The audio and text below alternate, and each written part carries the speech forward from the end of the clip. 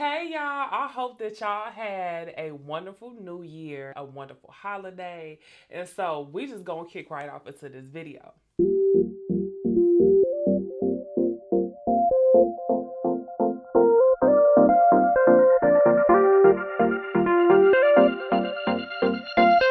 Tips and how I became a solo traveler esthetician. To give you all a little background, in the year 2020 and 2021, I began traveling to people's houses, giving them waxing and facial services.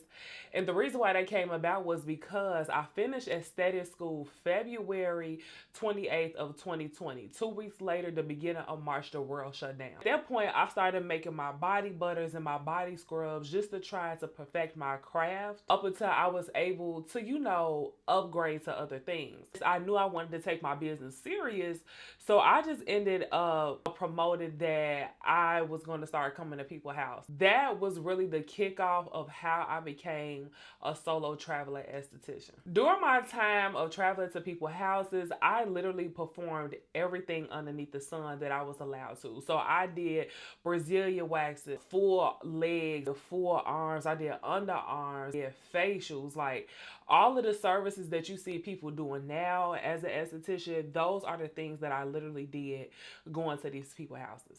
Once you have put yourself out there and thought about that you want to start becoming a traveling esthetician, and then people start coming to you, now it is time to think about scheduling. Scheduling is an important factor when it comes to providing at-home services. My advice for this portion is to make sure you are scheduling according to distance, meaning closest to furthest. If you have a client that lives on 87th, right, that's your starting client. Then you have a client that lives on 101st, but now you have a client that lives on 95th. 87th, 101st is your second client, 95th is your third. Now you want to arrange the time to where 87th is your first, 95th is your second, 101st is your third. Only reason being is because you don't want to go backwards in times, and then that will cause you to kind of be late for your next person. In between each client, you want to make sure that you are giving yourself travel time, which is why it's important to schedule according to distance. You want to include travel time, and then you want to include cleanup time. Another important part when it comes to like your scheduling and distance and things like that, whatever days that you choose to work, do it according to your availability. If you're only working Tuesday or Wednesday and somebody wants to book a Friday and you're not working, no. They can only book the days that you are working. And make sure that you are creating a 9 a.m. to 5 or 6 p.m. schedule. This also plays a part in your actual like travel time it takes for you to get to their house, just so you have enough time to get to people's house on time, and that you are getting there in the approximate time that you are supposed to show up for their service. So now that you have gotten your schedule together, you doing your 9 to 5, you and the client are pretty much talking about where they live, and you're lining people up accordingly. So now that you have everything together, because remember, you still need to do their address and stuff to make sure that things are making sense as far as traveling time for you. Now it is time to take deposits, honey. With my business, still to this day, even when I was traveling and now that I'm solo working from home, honey, I do 50% deposits only. You need to do 50% deposits, or you can even do it to where you are charging full price, but I wouldn't do that just yet. I would still do 50% deposit. They need to understand you traveling to their house is a luxury service, and then you performing a good service is even more luxury. So you need to know that they for real, and they need the cash in your hand. You need the cash in your hand, okay?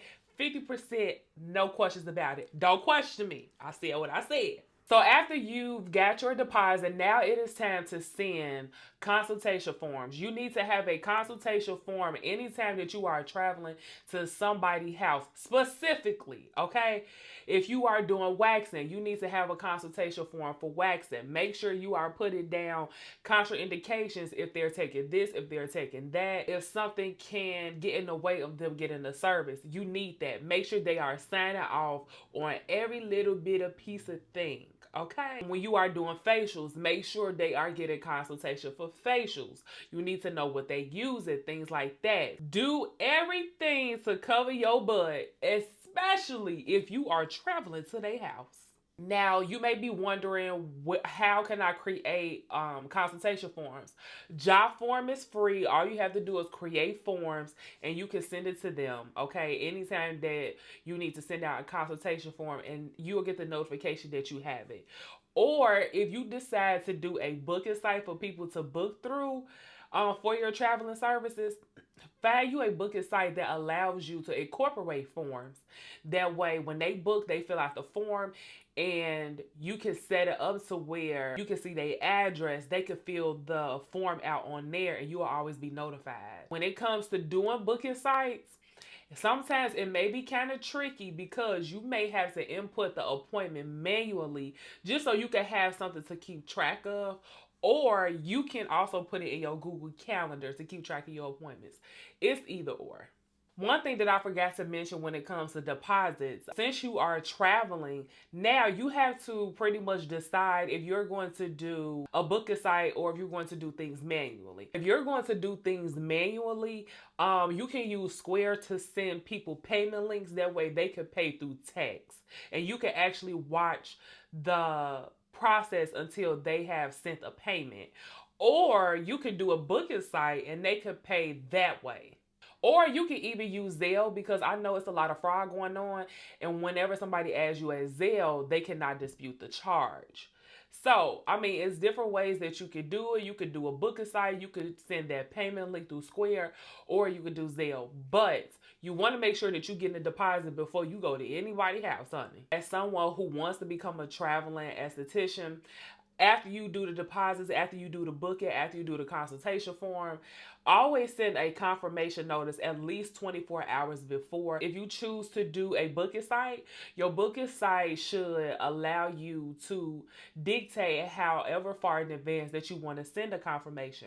Mine always does 24 hours before, or you can always send a text. This also goes a part of deposits, consultation, scheduling, and things like that. How you run your business is going to be vital to pretty much the success of your business. Make it as though as you had a location people were coming to.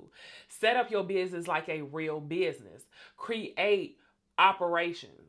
Create a manual of operations of how you do things. Create you a cancellation policy. Create you a refund policy. Just because you're traveling to these people's house, that don't mean you slack on those things, okay? Make sure you are implementing when somebody can get their money back or when they need to make another deposit, emergency cancellations and things like that. Because you pretty much are taking the time out to travel to their house, you want to make sure that those policies are in place so you don't get ran over. When it comes to pricing, make sure you are implementing gas. Y'all know gas is $10 a gallon, okay? Do y'all agree? Okay, and gas is almost like water. Jesus, them cars be soaking stuff up. Make sure that you implement mileage in your services. So for an example, my Brazilian waxes is $80. If I'm traveling to your house, it's going to be $100. It is going to be $100. In your services, they already know that you're traveling, so meaning you need extra funds to travel to them, especially because sometimes you may get people that's far out. Make sure you are including between $10 to $20 for mileage and gas. Okay? Now that you have discovered what your operations are, your cancellation policy, refund policy, how are you going to do deposits? Now it is time for you to get the 5 to 6 important things to run your solo traveling business. For one, you need a massage bed. You can either do the ones with the wooden legs or the ones that's kind of made of like the fake metal. You can also find massage beds that are a little bit more wider, because usually those massage beds come a little bit more narrow. Well, this is a must, honey. You need some table paper. Table paper to pretty much not directly place all that bacteria and germs directly on the table when somebody is getting a service. Make sure you have cavicide wipes to wipe off the bed. You need gloves. You need a trash can. You need a cotton round, and you want to make sure that you have cleanser oil and aloe to cleanse and soothe the area after every service. And the reason why I said those are the 5 to 6 must-haves is because without those things, how are you honestly going to really perform a service besides the other necessary things like a wax pot or a facial steamer, things like that? The things that I listed, baby, go on that Amazon, or I can leave my link, okay, below, and you go on there and get you the must-haves, all right? Now, when you are traveling, it's like you want to get as many things to help you furthermore, like be even more prepared for the service. I ended up buying a port that pretty much was like a plug outlet. And I would use that port to keep my wax pot warm. So when I go in people's houses, and if I'm waxing, that wax is pretty much already warm. If you are doing facials, you definitely need a suitcase to pretty much place a lot more things, especially products, in the suitcase. You can also utilize a makeup roller bag as well. That's what I use when I was waxing. But if I'm doing a facial, I definitely use the suitcase. You can also purchase a mini facial steamer if you are doing facials. When I traveled to someone's house last year, I ended up buying a trolley as well, and the trolley actually held up the facial steamer, and it was so perfect because the steam was able to hit directly on the client's face like how I needed to. If you are a person that pretty much likes to film content, you need a tripod. All right, that is going to help you film services and to furthermore promote you traveling. Because you are traveling to someone's house, the first thing people think about is safety. So my suggestion when it comes to safety is to one, have you a little pew pew, okay, if you got one. If you don't got one, get you some mace, okay? Don't get the bear mace because you don't want to hurt them too bad, just a little bit. Get you some mace, get you like the cat eye claws, you know, because you want to take somebody out if they trying to take you out, all right? Just get you anything that will help you in the time that it's only you and that person. You got to get them before they get you, okay? But that never really happens. But hell, you never know. You got to be prepared. Make sure you are sharing your location with somebody. Share your location with multiple people when you are traveling to somebody's house, just in case anything happens. If you are not familiar with the neighborhood, one day, just you got their address, just drive past the neighborhood to see how the neighborhood looks. If you don't really feel comfortable with going there at night, see if they can reschedule to go during the day. So at the end of the day, you're traveling there, but you want to make sure you're comfortable with going to their house, especially if they don't live in a not so good area. Last but not least, even though you are going to create bonds with these people, don't get too comfortable, okay? Because you're still getting to know people, especially if you are traveling to their house. Let it be about business. When you go in, of course, you want to be friendly and, you know, just create a friendly environment and atmosphere, even though you are in theirs, to let them know that you're a professional, but still be aware of your surroundings. All in all, if you don't feel safe at all, don't go. Give them their money back, even though they put a deposit. Listen to your discernment when it comes to traveling to these people's house, okay? And another thing for safety, a lot of people are requiring that people send them photos of people they are servicing, okay? At least this can pretty much ease the anxiety that you may have going to someone's house.